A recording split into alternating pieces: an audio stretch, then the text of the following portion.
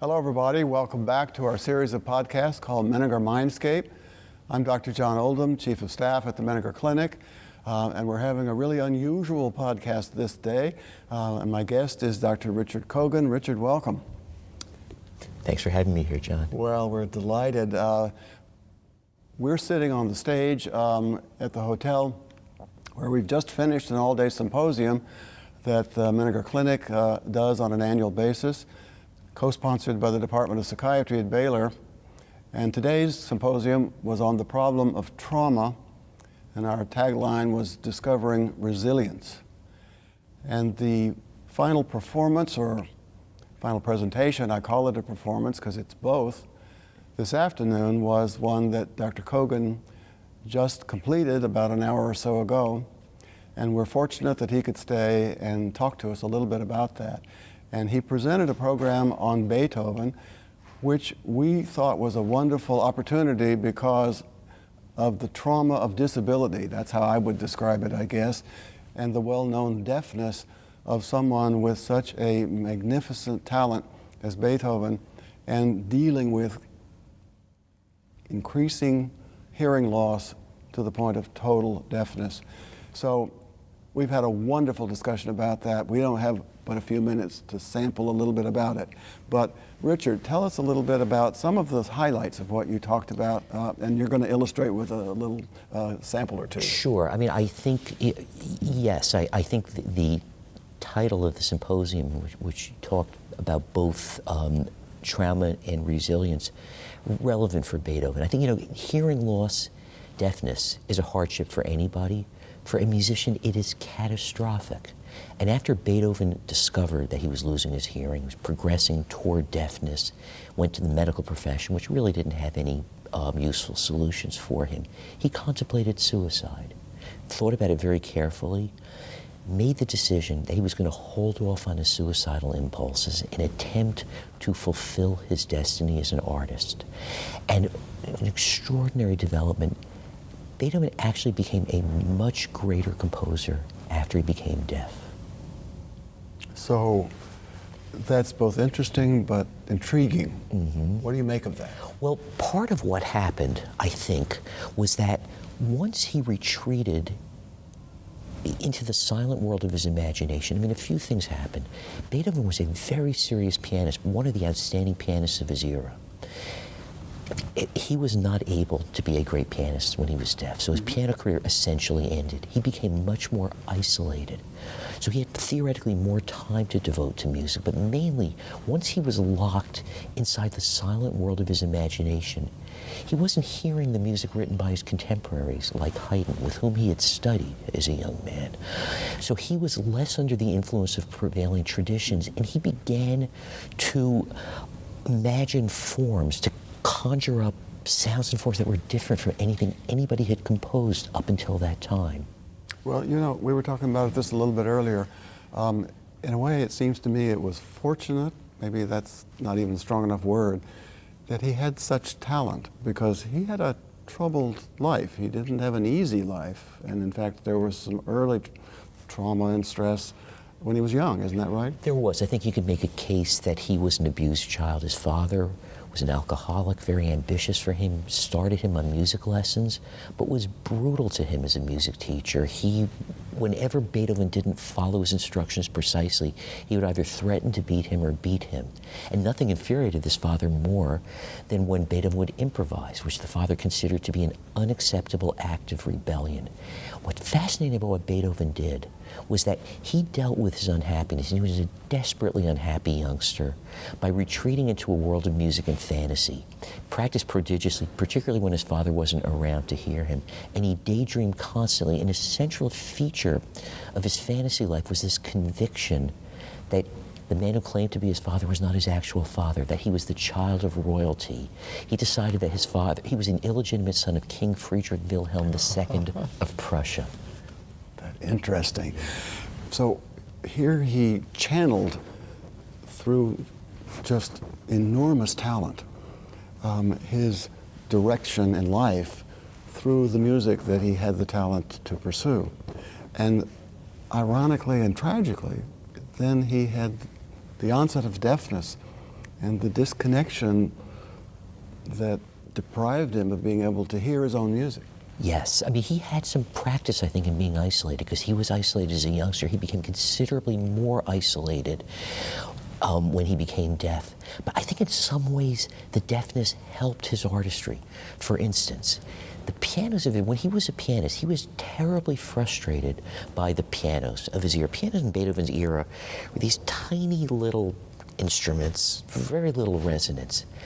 I think once Beethoven retreated into his silent world, I believe that he conjured up the sounds of the modern grand piano with the Appassionata Sonata, for instance, which I played give us a sample.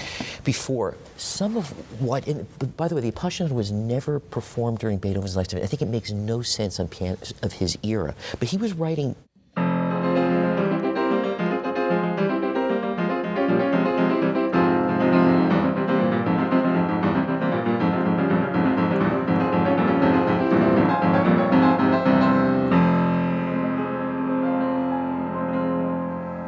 There you hear him channeling his rage, but the sound of the modern grand piano seemed to be almost essential to the expression of what he was trying to. You couldn't imagine hearing that today on the pianos of his day. No, and occasionally some authentic person will try to do it. It really sounds pretty odd. Yeah, I would imagine. So then how do you understand his resilience and capacity to cope with this really increasing and just pervasive handicap? I think it was an extraordinary. I mean, Beethoven is one of the most extraordinary examples of resilience, really the capacity to overcome obstacles or transcend limitations. I think as Beethoven became increasingly deaf, toward the end of his life, you know, Mitch mentioned the Appassionata Sonata from middle period, where he was writing very dramatic music, full of heroism and nobility. Toward the end of his life, by the time Beethoven, he was completely deaf by then. He was almost completely isolated. He had virtually no human connection. His music making becomes much more intimate, lyrical, expressive. You get the feeling that the music that he was creating was his only way of connecting with the outside world. It was a way of establishing some kind of intimacy that was otherwise lacking in his life. Well, we were talking about that because this illness isolated him, but he was already somebody who wasn't naturally social or That's easy. right. That's right. But music is something that's written, you think, for somebody to hear. And so was this his way of communicating, his language? Clearly, it was. I think music is a universal language, and I think it was pretty much always Beethoven's first language. And I think he revealed much about. By the way, I mean, there's a lot of biographers who've done wonderful scholarship on Beethoven, but I think important biographical clues we have from his music. I mean, toward the end of his life, and the piano sonatas that he wrote, and I played that during the symposium, Opus 110, the section called Klagen der Gesang, which is a song of lament. I mean, he opens up, he bears his soul in this music. I mean, he's revealing, he's toward the end of his life, and he's not expressing the kind of heaven-storming rage he expressed in the Appassionata. Here, he's disclosing a lifetime of suffering, but it's tempered, I believe, by wisdom. So.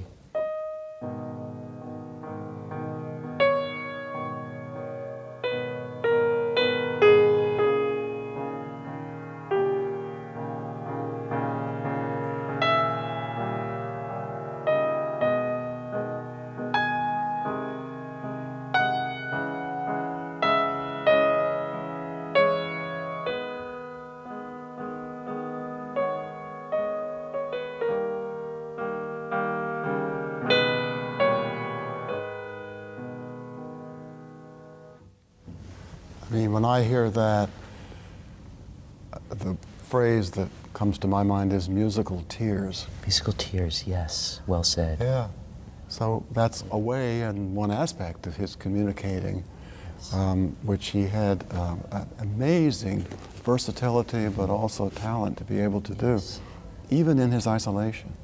He was asked to, one of his students, a young woman's husband passed away, and he was persuaded to go over to her home and console her during her time of grief, and he did.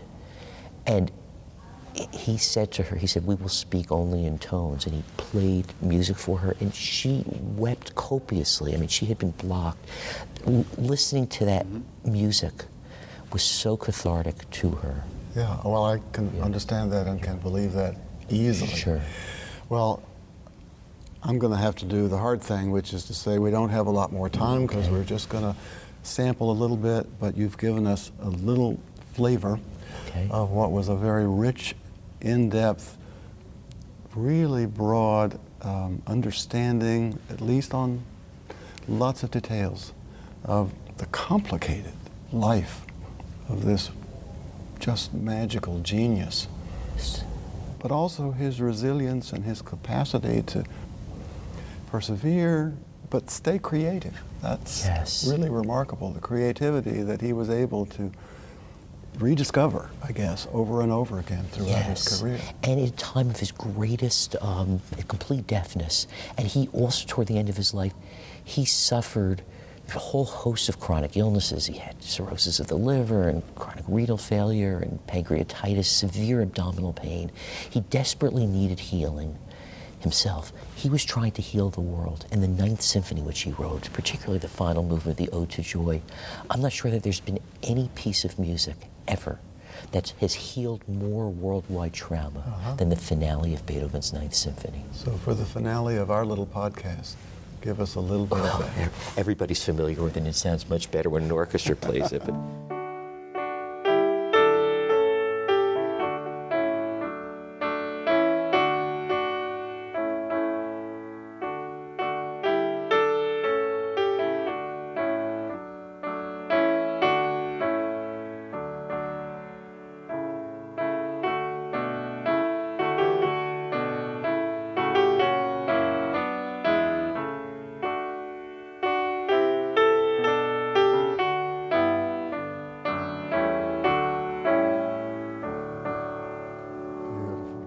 And everyone knows that. We have to stop. Thank you for a little taste of a wonderful, really story. And if any of you get a chance to hear Dr. Kogan, he just told me he's going to be performing at the American Psychiatric Association meeting coming up in May in Toronto, and that's a program on Chopin. Chopin, yes. Yeah, so anyone who go, if for no other reason, to the meeting, because you won't regret it. Thank you for joining us today. Thanks, John. And thank you all for joining us again, and we'll see you next time.